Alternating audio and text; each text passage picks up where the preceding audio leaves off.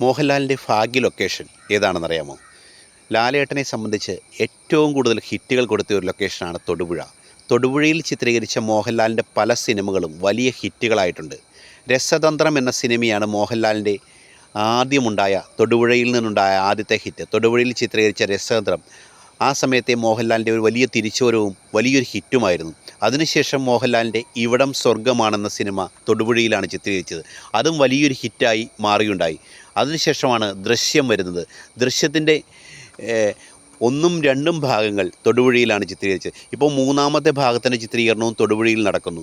തൊടുപുഴയെ സംബന്ധിച്ചിടത്തോളം മോഹൻലാൽ എന്ന നടൻ്റെ അഭിനയത്തിൻ്റെ ഒരു ഭാഗ്യ ലൊക്കേഷനാണ്. തൊടുപുഴയിൽ ചിത്രീകരിക്കുന്ന മോഹൻലാൽ സിനിമകളെല്ലാം തന്നെ വലിയ ഹിറ്റുകളാകുന്നു എന്നുള്ളത് ഒരു ചരിത്രം തന്നെയാണ്. ഈ തൊട്ട് മുമ്പ് തന്നെ തുടരും സിനിമ തൊടുപുഴയിലാണ് അതിൻ്റെ ചിത്രീകരണം പൂർണ്ണമായും നടന്നത്. ആ സിനിമയും വലിയ മെഗാ ഹിറ്റായി മാറിയുണ്ടായി. വലിയ ഹിറ്റുകൾ സൃഷ്ടിക്കുന്ന മോഹൻലാലിൻ്റെ പല ചിത്രങ്ങൾക്കും കഴിഞ്ഞ കുറേ വർഷങ്ങളായിട്ട് തൊടുപുഴ ഭാഗ്യ ലൊക്കേഷനാകുന്നു എന്നുള്ളത് വലിയൊരു യാഥാർത്ഥ്യം തന്നെയാണ്.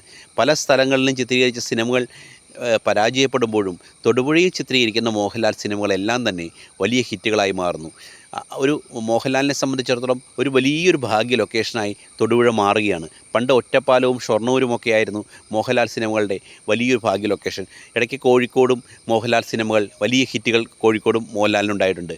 പാലക്കാടിൻ്റെയും പട്ടാമ്പിയുടെയും ഒറ്റപ്പാലത്തിൻ്റെയും ഷൊർണൂരിൻ്റെയും ഒക്കെ നല്ല നാടറിഞ്ഞ മോഹൻലാൽ ചിത്രങ്ങൾ, തമ്പുരാൻ സിനിമകളുമൊക്കെ ആ കാലത്തെ വലിയ ഹിറ്റുകളായി മാറിയപ്പോൾ ഇന്ന് മോഹൻലാലിനെ സംബന്ധിച്ച് മോഹൻലാൽ സിനിമകൾക്ക് ഏറ്റവും നല്ല ലൊക്കേഷൻ തൊടുപുഴയായി മാറുന്നു എന്നുള്ളതാണ് ഒരു യാഥാർത്ഥ്യം.